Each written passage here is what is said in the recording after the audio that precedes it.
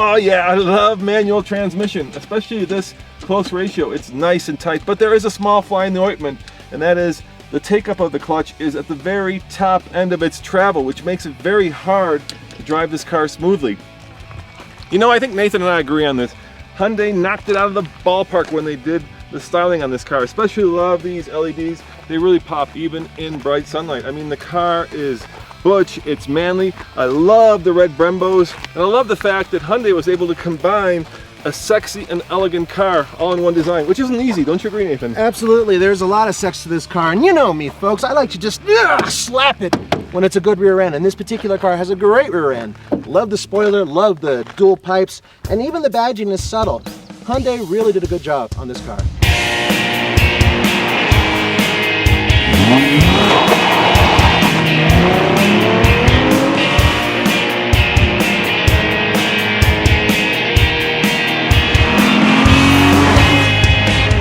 Now, I've been fortunate enough to have 4 people in this car, and I can tell you from experience that it's rather tight back here. Let me demonstrate. It's, you know what? That's what interns are for. Kyle, your job. Jump in the back. Show them how you fit. Oh, sorry, Kyle. It's okay. As Kyle's doing this, I gotta say, folks, it is a sports car, so you're not gonna get a lot of space in the back. Oh, he looks comfy.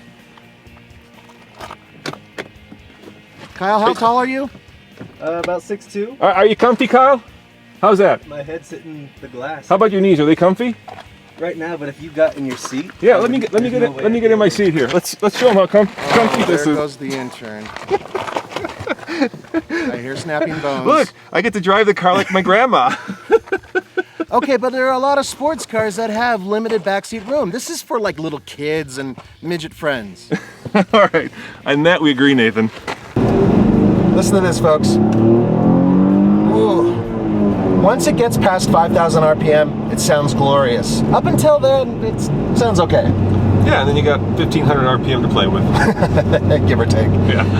It's, I love driving this car. I know, Roman, this car for its price, well, it's not as impressive as some of its competitors, but I just think it's a great little sports car. You know, I agree with you, Nathan. On the track, which I got to drive it on the track, this car is phenomenal. The steering is razor sharp, the car is flat around corners, it's rear wheel drive, which is the way God intended cars to be, and the brakes are phenomenal. My problem is when you take that onto the street, it becomes harsh, it becomes bone jarring, it just rattles your teeth out, right? It's like, it's not sophisticated enough to be compliant on the road and yet sharp on the track.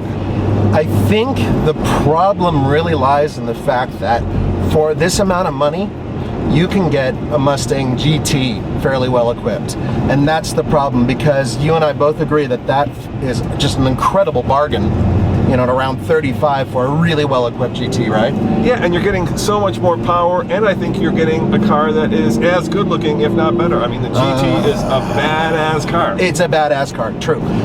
I really like the feeling of a sports car, though. This is the GT. You sit in a GT car. It's a pony car. It's not quite the same thing as this. Around corners and around town, I like feeling like I'm deep inside of a proper sports car, that I could be driving something that just 20 years ago was as fast as a lot of Italian sports cars. Yeah, like I say, it does handle phenomenally well. It's just, I'm not happy with it when we get it on the road. I'm not happy with it on the road. When you look at a regular Hyundai's interior, you're not expecting to see a lot. And frankly, when you're looking at this one visually, it looks like, well, last year's model. But the quality of materials feels pretty damn good. And when you look throughout the cabin, everything's within reach, everything's comfortable. I love the seats, they're great. And even for a big horse like Roman, hey, he fits too. I do fit, but once again, it's a sea of black on black on black. Is there any other color besides black that makes a vehicle sporty, Nathan?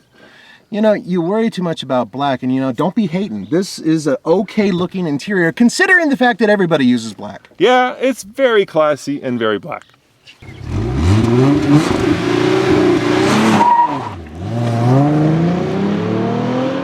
All right, guys, 0 to 60, 6-speed manual transmission. I should be able to reach 60 in second gear. Let's see how fast the Genesis Coupe is at a mile above sea level. Here we go. Give it a little bit of juice. Oh, got a little bit of wheel spin there, a little bit of a bog. There's the power. There's 5,000, and here comes 60. Not bad at all. 7.40. 7.40, which translates to, well, probably around 6 seconds at sea level.